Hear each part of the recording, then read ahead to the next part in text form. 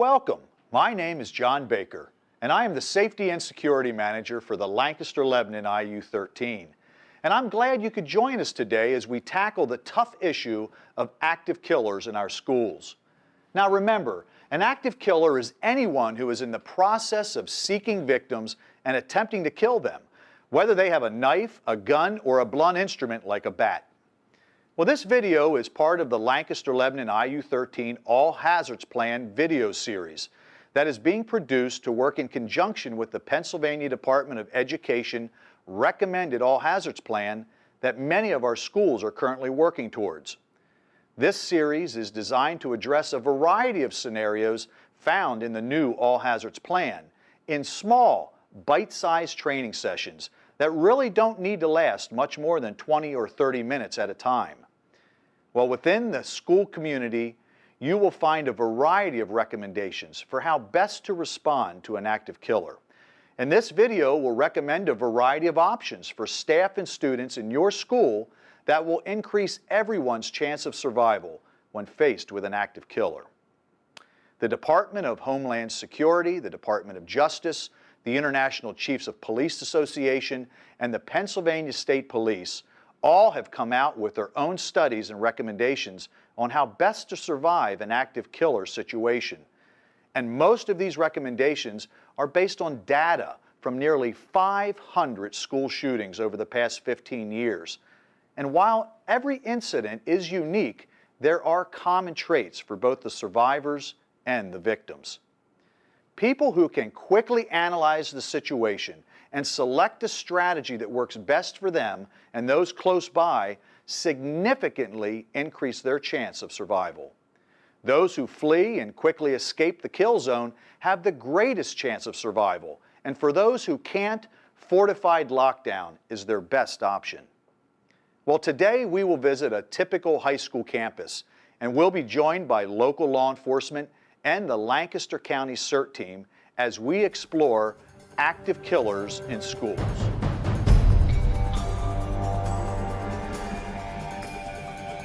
Before we begin discussing active shooters, let's take a few minutes and discuss the different types of lockdowns that are most common. The first type is interior lockdowns. Interior lockdowns are announced when the threat is believed to be inside the building. And of the three types of lockdowns, we will spend the most time discussing interior lockdowns later in this presentation. The second type is exterior lockdowns. Exterior lockdowns are activated when the threat is believed to be outside the building.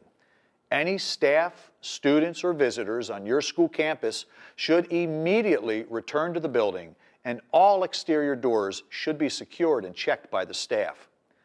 Classrooms with first-floor exterior windows or doors should pull down the blinds to deny anyone a clear view of the class. And if there is any chance of a firearm being involved, you may also want to consider removing anyone from those classrooms and moving them to interior spaces in the event shooting would start and the windows could be penetrated. And the third type of lockdown is an administrative lockdown. Administrative lockdowns are often announced when a situation has developed that requires staff and students to simply remain in place until the situation is resolved before resuming the normal schedule. Incidences such as maintenance issues or medical staff responding to the school are reasons why we may activate an administrative lockdown.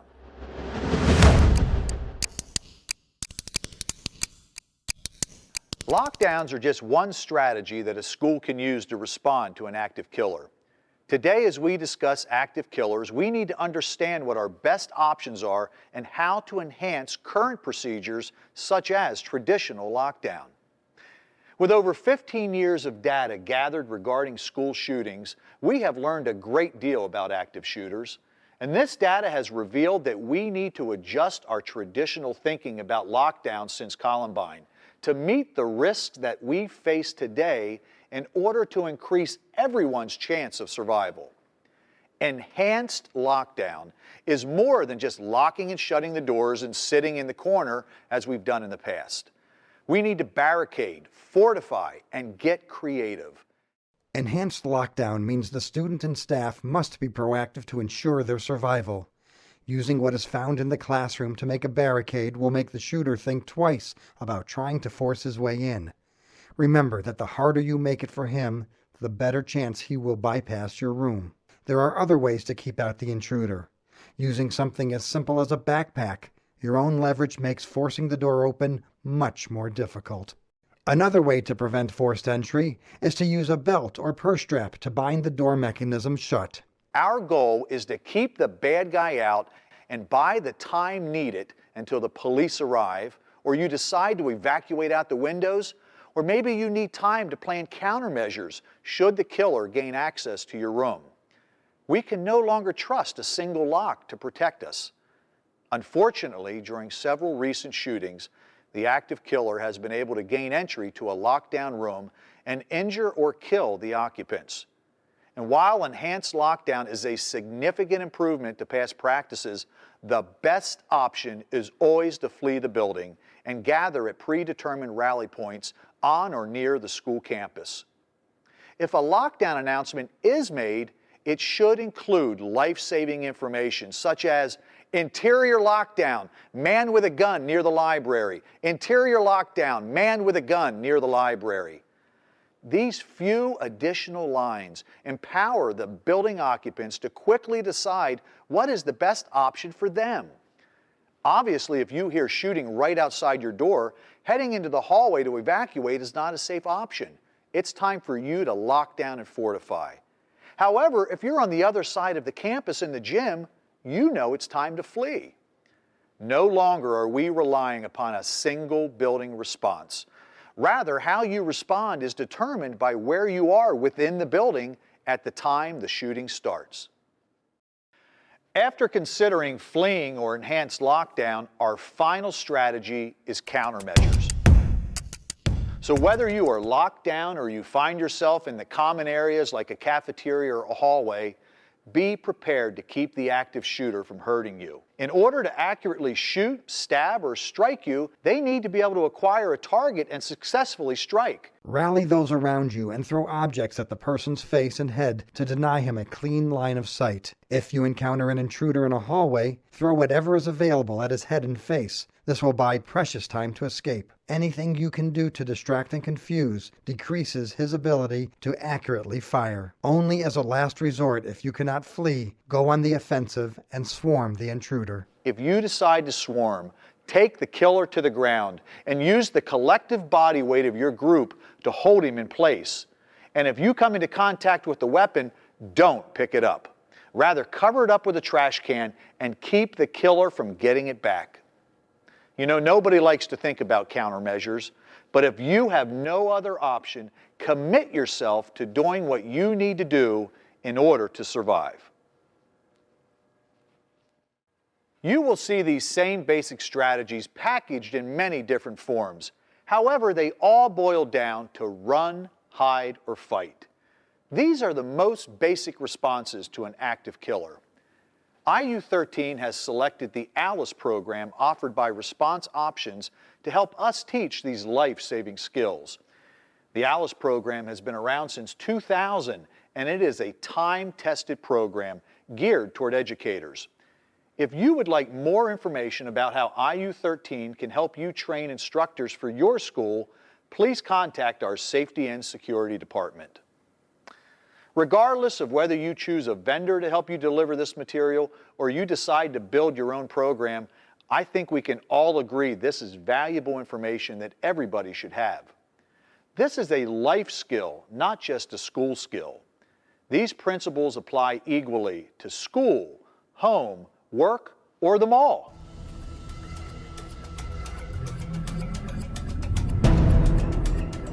Today we're at the Lancaster County Public Safety Training Center, and I'm joined by Detective Jim Zahm, the commander of the Lancaster County CERT team.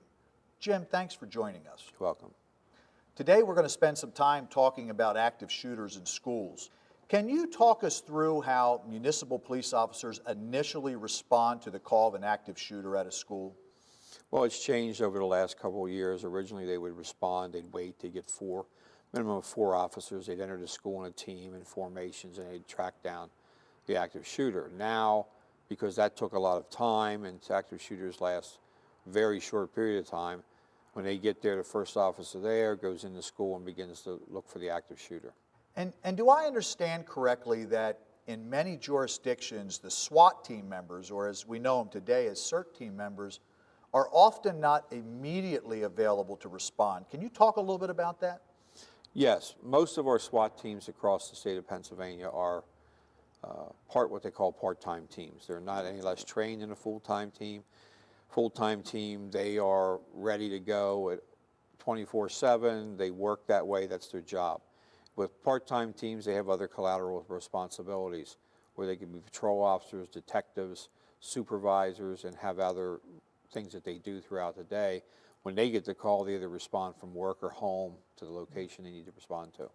Now, you talked about a part-time CERT team member versus a full-time CERT team member. Any real difference in their training? No, they still have the same categories they have to train in. They still have the same ideas, the same problems, and they have to prepare for the same thing. Okay. Now, once that CERT team arrives at the school, what is their primary mission? Their job would be to do secondary searches, look for secondary suspects that may be hiding, to look for victims, to look for secondary devices. They clear the school systematically after the shooting is over. And they're also there in case the would-be shooter would decide to take hostages and lock themselves in a classroom. Then they would handle that barricade hostage situation to its conclusion. How's the CERT team activated here in Lancaster County? Can a building principal call them and say, hey, I need the CERT team?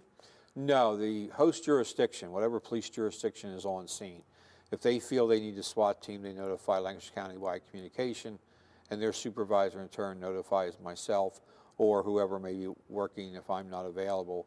They run the situation by them, and then we decide if the team should be activated or not. Okay. And we seem to hear this term SWAT and CERT. Are they interchangeable? What does CERT stand for? Yes, CERT stands for Special Emergency Response Team. They are a SWAT team. SWAT is Special Weapons and Tactics. It's just that most teams across the country over the years developed their own acronyms to call themselves, but they are all SWAT teams. You know, one of the things we hear as people talk about how CERT teams respond to schools and municipal police respond to schools is that with their initial response, if they're going down a hallway or entering a classroom, they'll actually bypass somebody that's injured. Can you explain why that happens? Yes, the first responding officer, the first one in the school, their job is to neutralize the active shooter so that there isn't any more casualties. The secondary teams coming in will deal with the wounded and the people who are still in the schools to get them out of the school and get them help. And if I were to be in one of these buildings when there's an active shooter, whether I'm a staff member or a student or a parent visiting, if I were to come into contact with one of those police officers or a CERT team member, what would they be expecting me to do? Listen to what they say. If they tell you to get down, get down. If they tell you to get along the wall, get along the wall. If they tell you to go somewhere, go somewhere. They don't have time to explain why. They don't have time to deal directly with you. We know that they're upset. We know that there's issues, but they have a job to do and they have priorities they must meet first. But they will take care of you later on then. Now, we're told that based on the history of past school shootings, that a lot of times these events are over pretty quickly, sometimes within 6 to 8 minutes, or you might hear about one lasting up to 20 minutes. But yet it seems like it takes hours, if not days, for the police to finish their work there. Can you talk a little bit about what police do after the shooting's over? Yes, well, the scene becomes a crime scene, and we have to secure it. We have to collect evidence. We have to basically reconstruct the crime. It becomes very vital if the suspect's still alive and goes to trial to win our case against them. And once that's done, which could be 3 days to a week, depending on how serious the situation was, then you have the cleanup, the repairs of the damage, the issues like that. And that usually can shut a school down for a while. Sure. And while some schools might have a school resource officer, a police officer right on campus, often it takes a few minutes for police to first arrive after you realize you have an active shooter at a school. Is there any advice that you could give to the occupants of that school about what they should do before the police arrive to help them survive? Yes, if they're able to get out, if the shooter's not anywhere near them, the shooter's on another floor, the shooter's at another end of the building, get out of the school, get their classmates, whatever, and get out, get away from the school. If they can't get out, then they need to secure, they need to find a room, they need to get locked in, they need to barricade the door, they need to turn out the lights, they need to be really quiet, hoping the shooter will pass them by, looking for a target-rich environment. And he's probably not going to worry about busting in doors, and that takes too much time. If they are compromised, if the suspect does come in the room, then they need to use whatever resources they have they're available to protect themselves. Okay. Well, Jim, that was some great advice, and I really thank you for joining us today. You're welcome.